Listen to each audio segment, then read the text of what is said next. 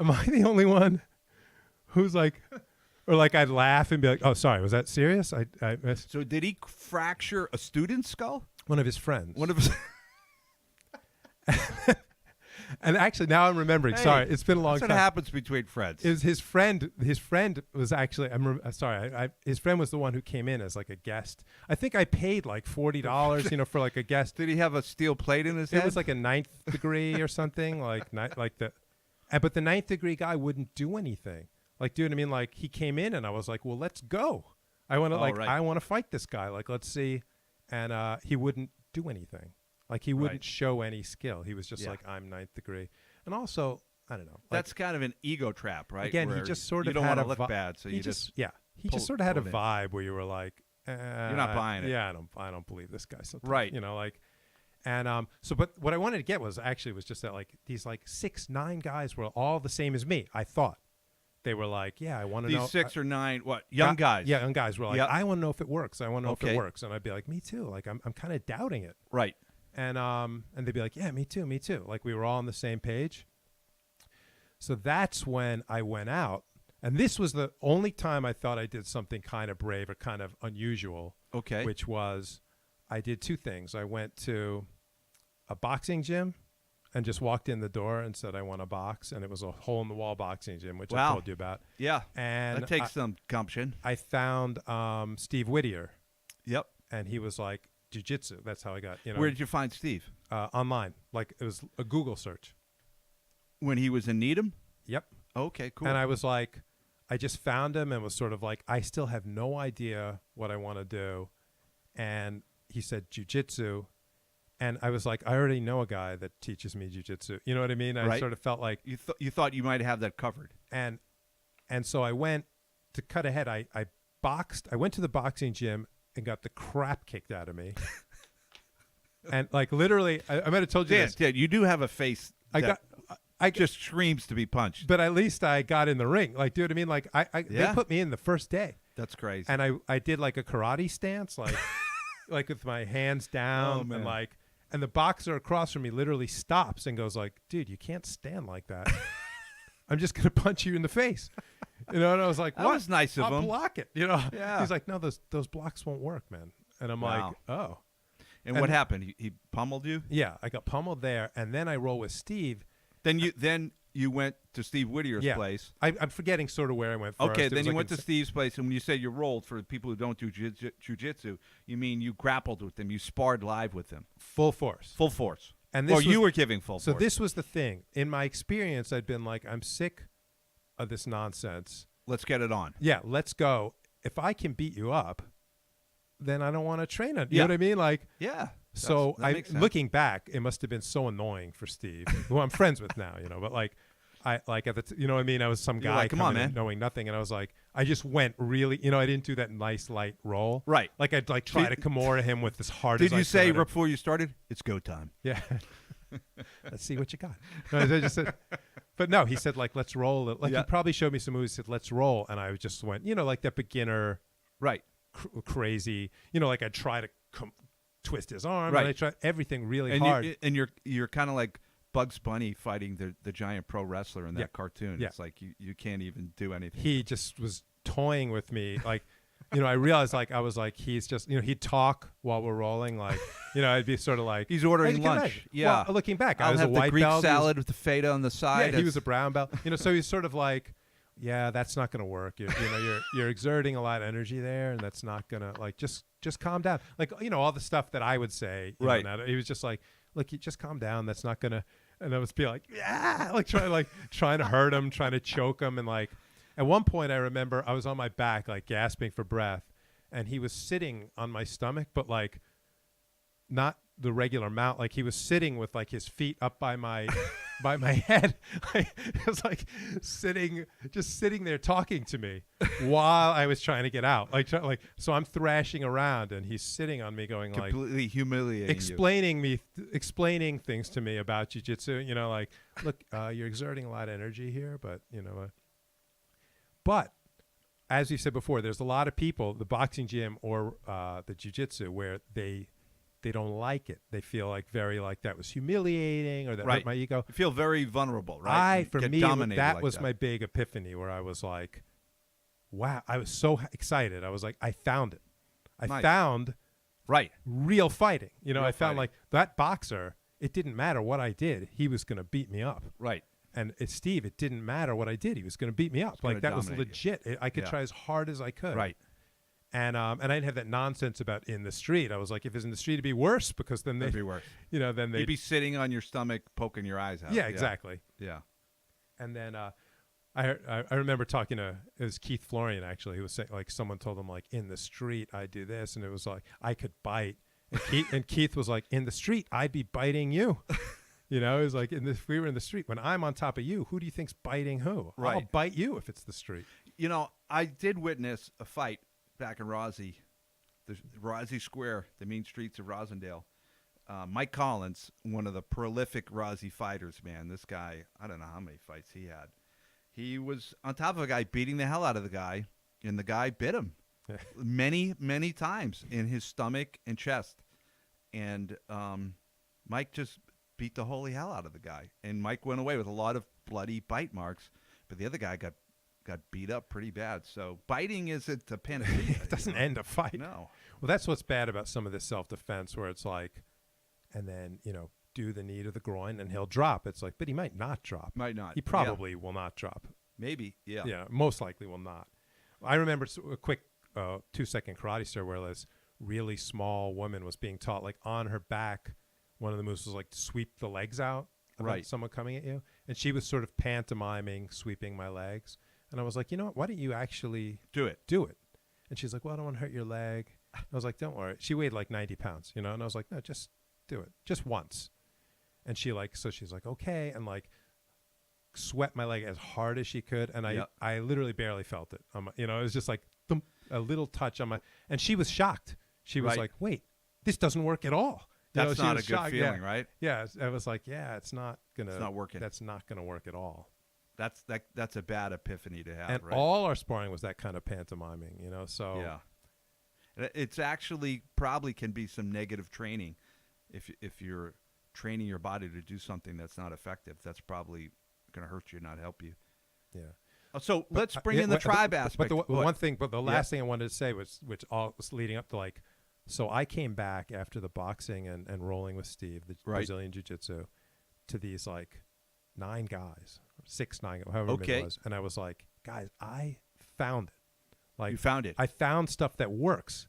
I found, Right. I was like, this boxing gym, it works. Okay. These guys can really fight. Yeah. This Brazilian Jiu-Jitsu. I get You know, it. I was like, And- you know how for a year we've been saying what really works? right. I found what works. This Okay. stuff works. And let me And- interrupt you. And yeah. you said, lads, follow me. Yeah. And you turned and you waved your arm for them to follow you. And they all Guys? followed you, right? guys. Yeah, I was just sort of like, I was like, look, not everyone is going to come with me. Right. You know, but But there's a lot of brave the, souls but the there. story so they will. was no one came with me. No one. And they all have different, it was like, well, you know, in a year I'm going to have a black belt. And another guy right. was like, well, like for, just got promoted. yeah, I just and, got, well, I don't know. The thing is, I'm not sure I'm that I interested. have to rotate in, my tires. So how hard did they hit you?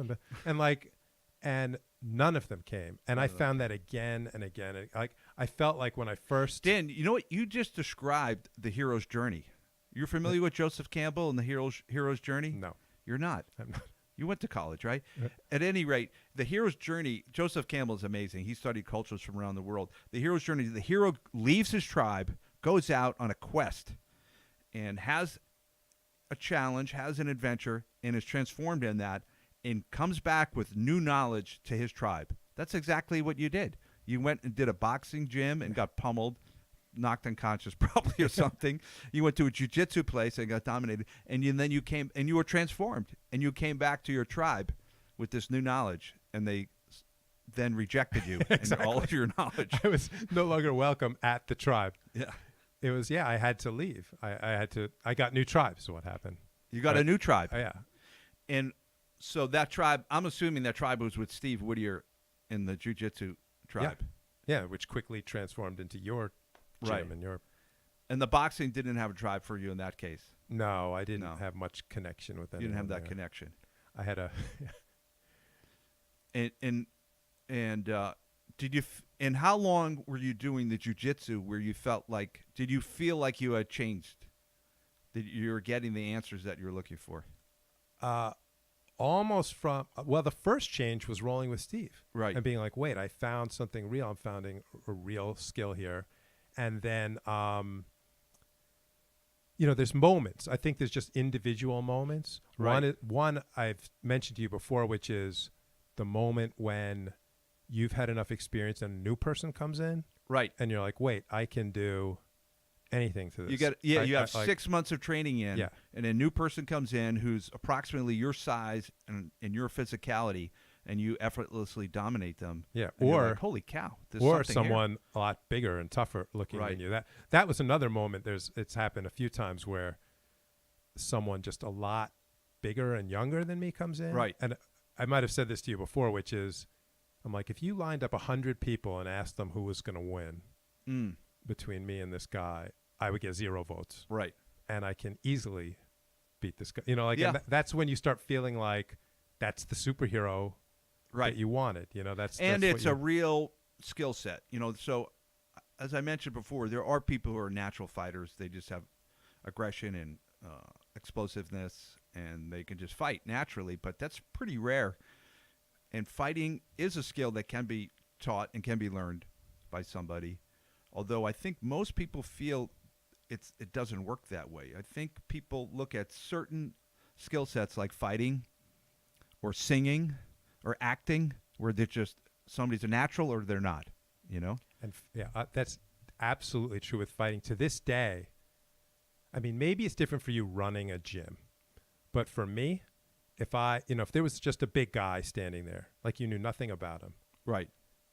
my friends that aren't in the gym that know that I've been training, would look at like some big tough looking guy.